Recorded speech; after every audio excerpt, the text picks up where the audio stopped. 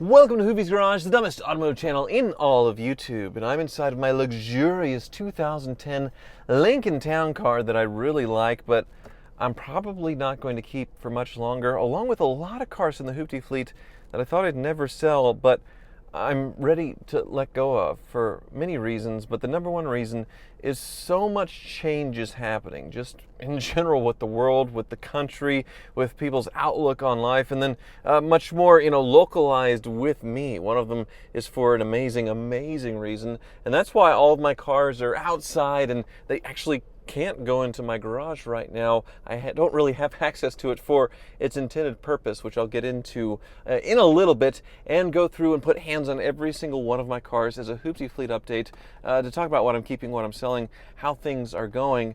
But there are some amazing changes happening, and then there's some sad ones where the car wizard, which we'll also visit today because there's some Hoopties being worked on up there, he has bought a home several hundred miles away from here. And the bromance is kind of the timing. The days are numbered for that. In the next year or two, he's probably going to retire down there. And then I have no longer the car wizard as a friend here in town and as a YouTube partner to make videos with, which will dramatically change my channel. But change is something that probably needs to happen. I've been doing YouTube for almost 10 years now, and the format has been more or less the same, and I need to adapt or die, I suppose. Doing the same thing, as fun as it is, and I don't mind doing the same thing over and over again, obviously something's going to have to change with the format if I want to grow, and now I'm going to have to change because, well, I'm losing my main dance partner with all of this. And, well, it's sad, it's scary, and I really don't know what the next chapter is. I do know right now I have well, a lot of Hoopties, and this suddenly got very kinky unintentionally. I didn't think about all. Anyway, yeah.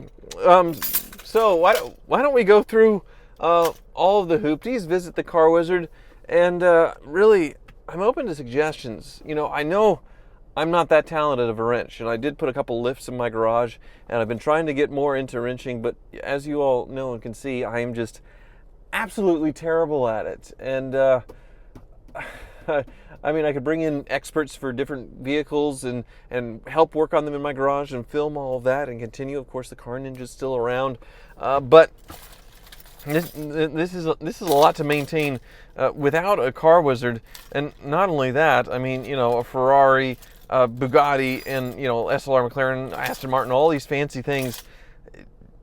I don't need all this stuff. I become sort of a slave to my things, and that's been the topic and the subject of my YouTube channel, is just me being a slave to my things and getting tortured by them. But do I really need to continue doing this? And this is I didn't think about how anyway, pouring all my car keys on my crotch, I didn't think about how that would look. So anyway, well, let's start up visiting the car wizard, and he does have an update on the $4,500 Rolls-Royce, which was an absolute miracle that the car is as good as it was. So I'll put these keys in a more appropriate place and then head up to the car. I swear I don't do this alone, like when I'm at home alone, it's like bathing in my keys. But anyway, car wizard. I see Wizard, he's working on the Rolls-Royce. Look at that. What do you got there? Oh no. Oh no. No. God, it smells. Oh. I don't want that on me. Oh goodness. Yep. So the Rolls-Royce came with an extra gift of some fluids and some dirty underwear. It has blood on them. It has blood on them. Yes. I don't want to know what happened there. Well, yeah, something very sad. So the crazy thing is this Rolls-Royce is so much better than we thought. So there's no mineral oil leaks. Cosmetically, it's a little scruffy, but still presentable. Looks like you're starting to do some fiddling under here. Jeez. You all right? Take off my protective gear. I'm having COVID flashbacks here. Yeah. Is that how you went through COVID, with the eye protection, double mask, gloves? No. No, I didn't do that. But with dirty underwear in the trunk, you do full PPE. Okay. Yes, bloody underwear. Wonderful. So what's happening here? We're going to pull all the plugs and do a compression test to make sure it's healthy. We'll put all new plugs on it, so you can get a set of plug wires, do some adjustments on the carburetor, check for vacuum leaks. And we found your blower motor works. It's just the switch is by the steering column over there. I just couldn't find it. Yeah, I don't know the cars at all. Yeah, well, very interesting that this car turned out to be good. And, you know, every once in a while you're surprised like that, because most of the time, most of the time it's bad. And, well, this one would have been good, except, you know, dummy crossed the wires. So you told me you had to take the generator out. I guess that's it right here. Yeah, it melted this. This is like the voltage regulator. And then we took the cap off, and then the brushes are like golden, like they got so hot. And I'm just afraid something's bad inside of it. I don't want to just put one of these on and then, you know, it doesn't work. So we have to find a very old generator or find someone to rebuild it, I suppose. There's still people rebuilding these things. So. Yeah, I think there's a company in Wichita we're going to take it to. Okay. It's interesting. It's driven off of a chain. You can see the chain in there if you look through the hole. Oh, wow. Okay. So no belt-driven generator, a chain-driven one. Chain-driven. Very weird. Okay. Well, I was talking about how much everything's changing as far as what's changed in my garage for the wedding and everything, and then the hangar flooding and being completely ruined, and then, well, things are changing up here because you're hitting the road in a little bit. I might only have a year or two left with the Wizard. Yeah, retirement's coming. Before you relocate and move your whole shebang. Yeah, it's going to be a totally different world, but I'm going to use you as much as I can while you're still here, I suppose. But the Avalanche, it just, yeah, $7,500 later, it's still acting up, unfortunately. And is it the Wizard's fault? No, we think it's a ground. Like, there's ground straps on the frame and some on the firewall that could be bad. It's just occasionally dropping out. It goes to empty. And my fuel gauge just jumps all over the place, and I'm still getting some evap codes. Right. Yeah. We're going to do a smoke test and see if it could be the gas cap has gone out, or maybe there's a hose or something on the fuel tank that's disconnected, or something's loose. Right. But other than that, it's been running great. But 320,000 miles, and having $10,000+ into it was not the smartest move. But that's what I'm all about. And my friend Tyler Patterson, you guys are starting to service the McLaren.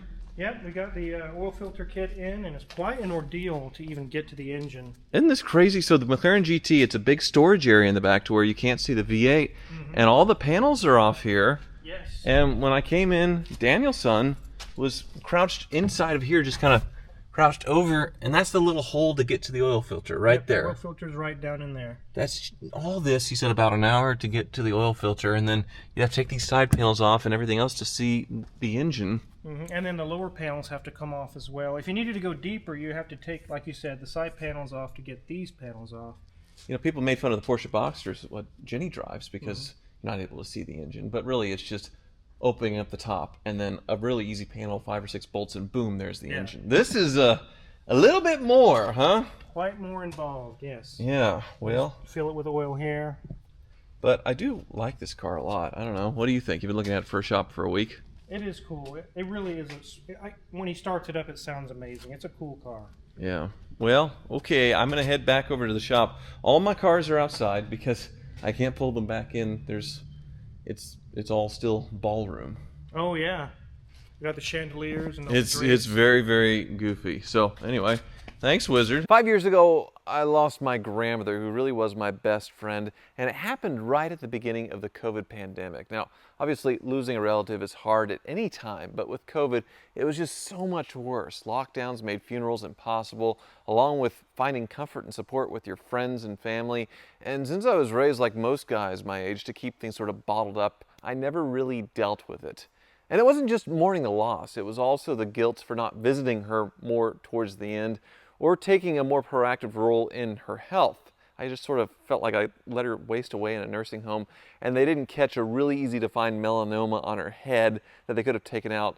And instead, she died of that cancer, and it wasn't peaceful at all. It still haunts me to this day. Even though I was raised in a very loving home, what little we talked about with mental health, it was all sort of brushed off. And I was having nightmares, and I'd regularly find myself just sitting in a chair, staring at a wall for hours, just feeling really numb. And it took me a few years before I realized strength isn't just acting tough for your friends and family, which is what is expected for men, to be macho, but also seeking support when you need it. The problem was I didn't know where to start, and it felt like a lot of work to find a therapist, and I didn't feel comfortable asking friends for advice, and I worried about being judged. Hey, I need help. So when I found BetterHelp, the sponsor of today's video, and was matched with a therapist a few years ago, it was almost an instant wave of relief when I began exploring all of my unresolved issues. According to the CDC, 1 in 4 men experience mental health challenges, but we rarely talk about it. It really does require strength to face what you're feeling and courage to take the first step. And if you're ready, BetterHelp makes starting therapy easier, more flexible,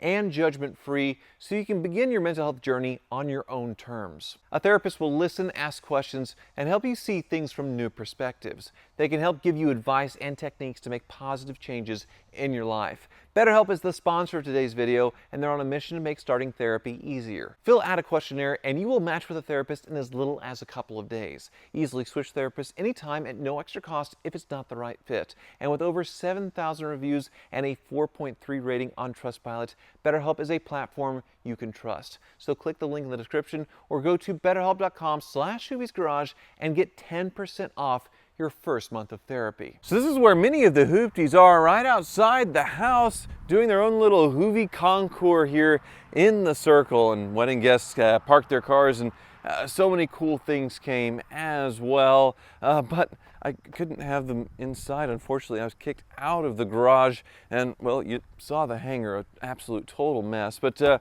Christine was out here proud, and just a beautiful 1958 Plymouth Fury that we drove back from Washington, D.C.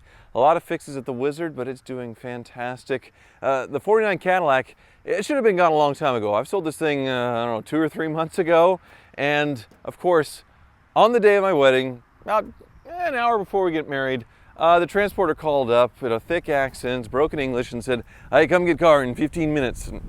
No notice, no idea transporter was coming, and I had to tell him no about 5 or 10 different ways, and he wasn't going to take no for an answer. And if you deal with transporters a lot with cars, and a lot of people in the car business do, I always come at the absolute worst possible time. So hopefully it gets picked up on Monday or Tuesday, and then it's on its way to England. But the SLR McLaren got a really nice view of the ceremony, which all the chairs were set up over here, and we got married under that gazebo right there. And the Bugatti, well, took center stage. I had it in stance mode with the wing up. Both of these cars, which are known for their needy mechanicals, and I'm gonna knock on wood right now, have been doing so very well.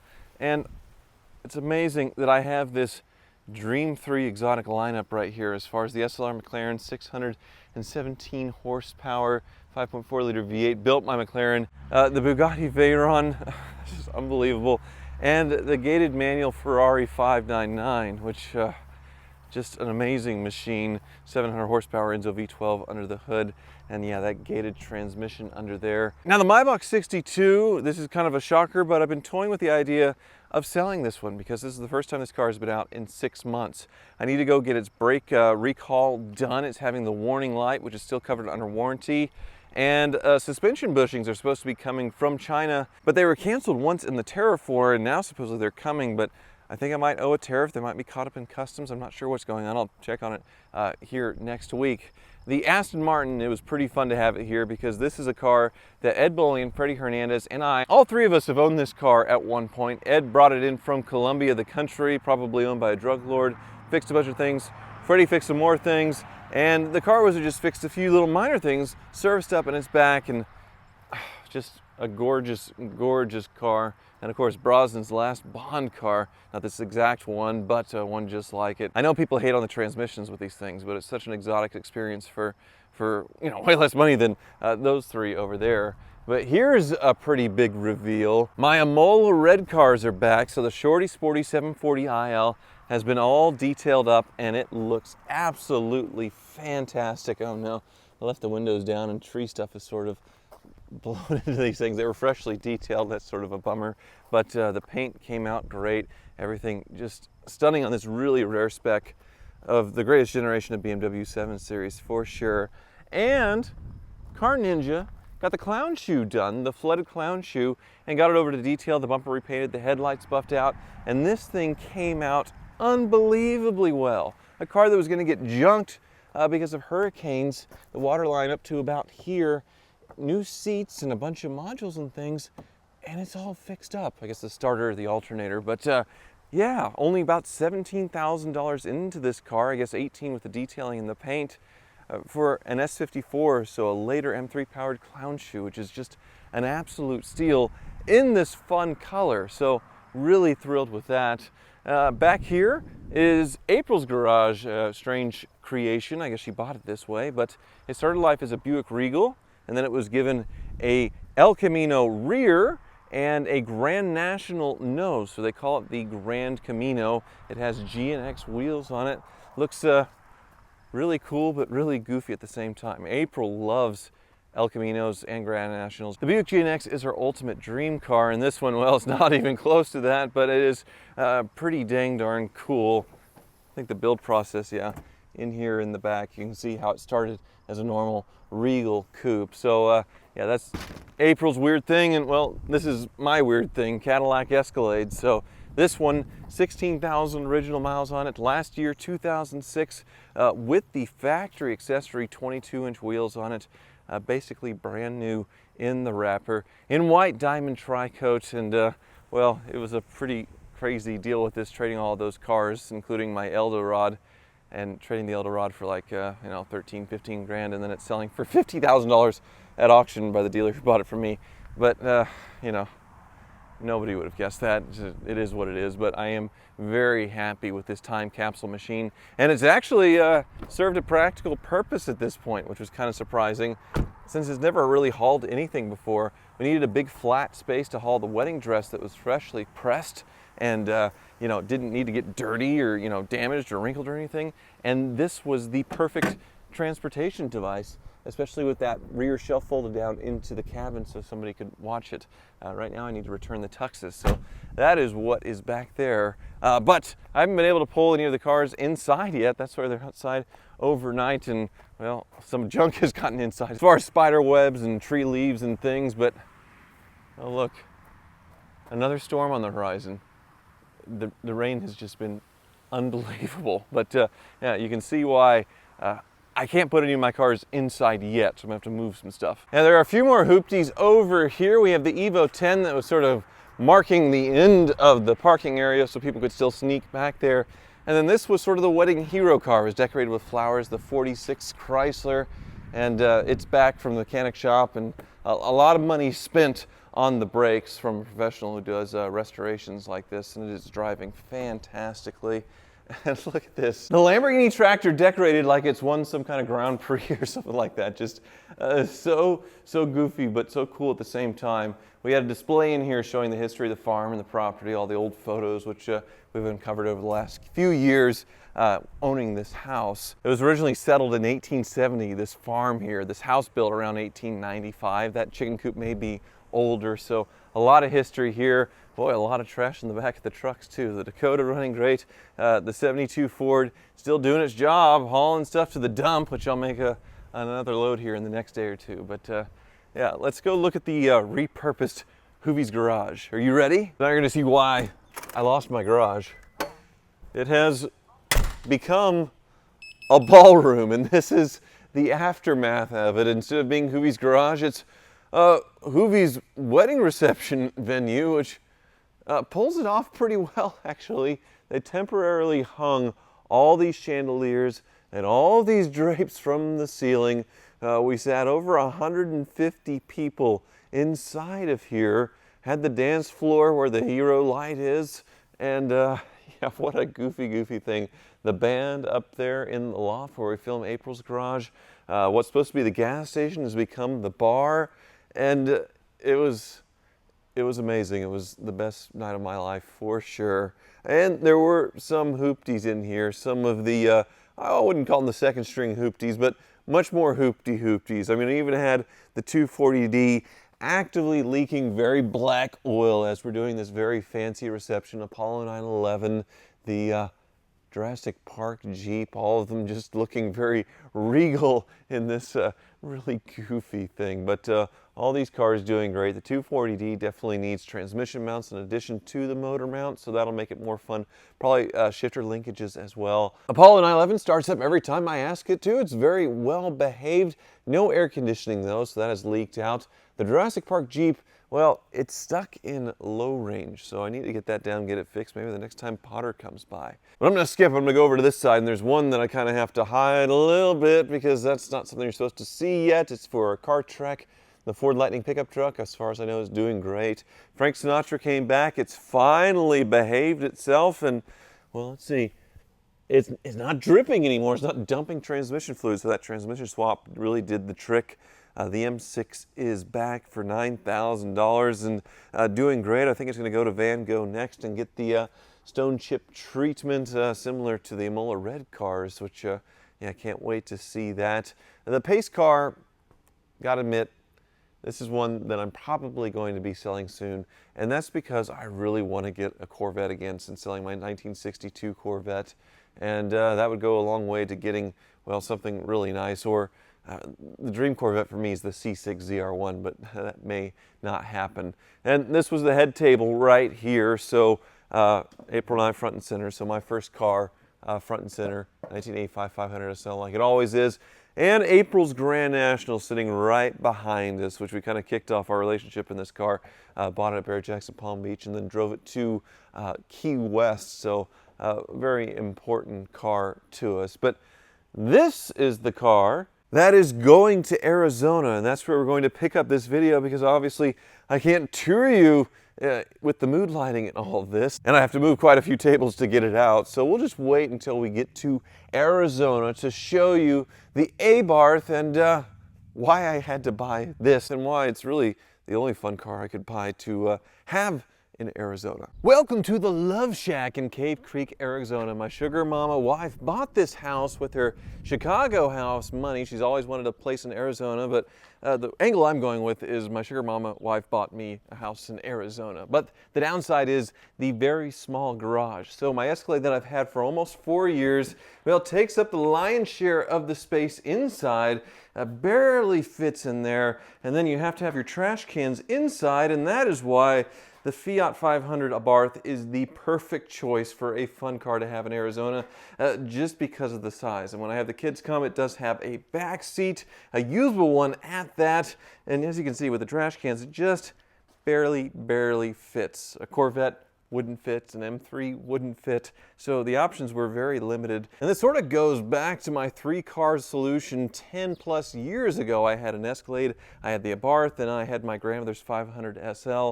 And it was the perfect 3-car garage, and I still sort of feel that way. Although this one is pretty special. So I had the Hooptie version on the channel a few years ago, and then way before that, a couple of very nice ones when they were nearly new. Now these are over 10 years old, very hard to find nice preserved ones, and this 17,000 miles on the odometer. As you saw, let's back it out of the garage here, but basically a time capsule. The one downside is the sunroof, and that is because it takes up a lot of interior space as far as headroom. Anybody taller than me, they wouldn't fit. And I had a Cabrio one, but that one, you know, when the tops fail, it's quite disastrous. So yeah, 17,000 miles. I get a warning light every once in a while for the tire pressure, but oh well. Yeah, let's back it out and I will give you a tour of my Arizona Hooptie, the fun Hooptie. I think it is, other than the sunroof, the perfect spec because you have the lipstick red interior. I suppose it doesn't have the Beats audio. That was pretty cool with sort of the built-in sort of GPS thing that popped in to the dash there. But really, the stereo is totally fine. And with the Abarth, they got a nice little wide body treatment, a burbly exhaust, and they do look really cool. All the logos everywhere. And I love the spec of this one. White with the red stripe and the white wheels,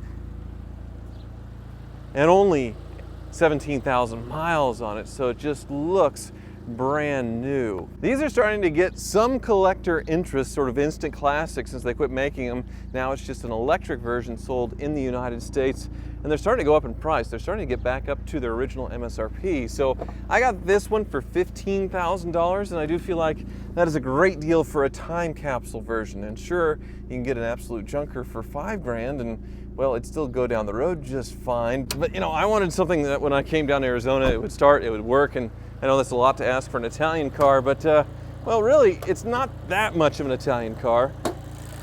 Under the hood, a multi-air 4-cylinder that was actually developed in the United States. Way more powerful than the Abarths that they had in Europe. And this one has been hopped up with a tune, an intake, and exhaust. You see the strut brace there. So it's pushing way more power, like 30 or 40 more horsepower, which with a little bitty car getting around 200 horsepower, that is really, really good. And it makes for some fun torque steer craziness.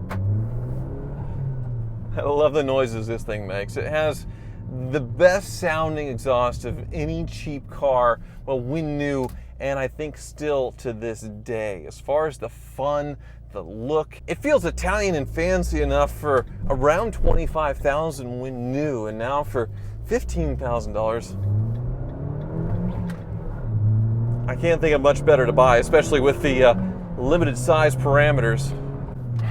These twisty roads here around the neighborhood make it perfect, which if I had like a 1,000 horsepower Hellcat or something like that, I wouldn't be able to row through the gears and floor it like this and have fun. I'm going a little over the speed limit, but not that much. And that's the great thing about this. You get a tight handling little sports car, pocket rocket, but still practical enough to haul stuff for kids in the back seat because of the roof line, and just do hoony things. It's funny, that turbo lag too. Of course, cars nowadays, they engineer all of that lag out with the complicated, crazy turbos and stuff, but this is much more of an old school experience, and being able to row your own gears, you know. Whee! Wow! It's just so goofy. Oh man, yep. So that is the current Hooptie fleet, which I feel like in the near future is going to be way simplified, and then yeah, the next chapter for me, I really don't know. I don't know what's going to happen in the next couple of years, but I'm going to keep doing what I'm doing. Hopefully you all keep watching and liking and enjoying these videos. I really appreciate how many of you have been with me for almost 10 years now. It's just absolutely wild, the ride it's been. And yeah, things are changing, but I imagine they're changing for the good. Thank you so much for watching.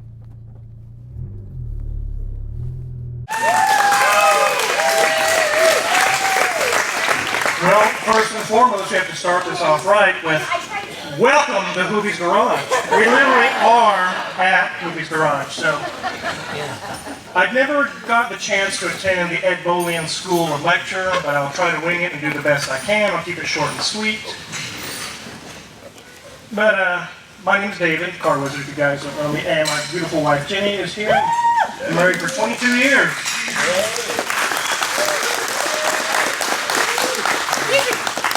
I've known Tyler for over 15 years. It's actually one single car is the reason why we ever even met. It's just like that. A 1983 Mercedes-Benz 240D. We were both trying to buy the same car, and through that effort of trying to acquire the car, we ended up meeting each other. I started my own business, and here we are today, 15 years later. Not only are we great friends, also great business partners, I guess you could call it that way. Through all these years that I've known him, I've gotten to know some really wonderful friends, his wonderful family, his parents Paul and Sherry, his sister Carly, Dwayne and Jill Coiner, Bob and Kim Jolcati, a lot of really, really great friends, a lot of people along the way. All these years I've known him, whether it was a business transaction or just friends, never once has Tyler ever caught him in a lie or lied to me. If he ever thought that he owed me anything, whether it be, again, business or friendship, he always took care of it. If we ever had a disagreement or an argument, we never got into name calling. He's a better man than that. We always worked it out peacefully and amicably. And one thing I can say about him, April, is he's a man of his word. If he says he's going to be somewhere or do something or be helpful in any way, he always comes through.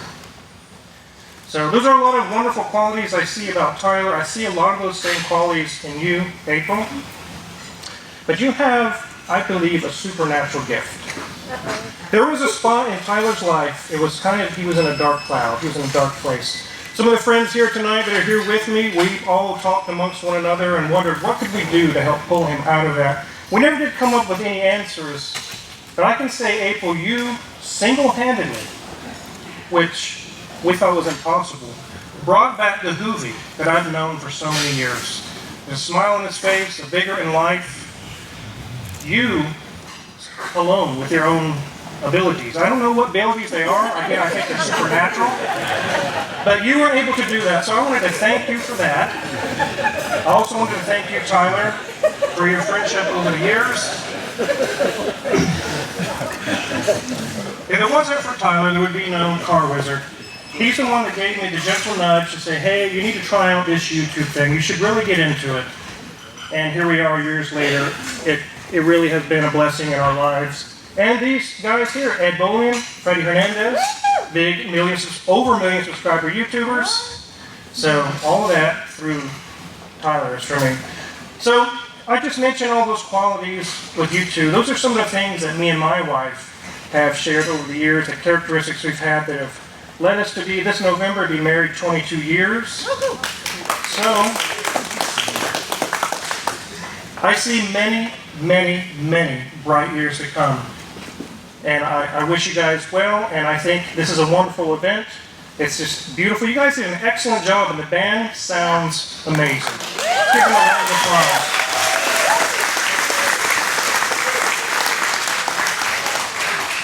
And I believe this event, this wonderful union of the newlyweds, actually deserves more than just a celebration. Let's all stand and give a standing ovation for the newlyweds, Tyler and April.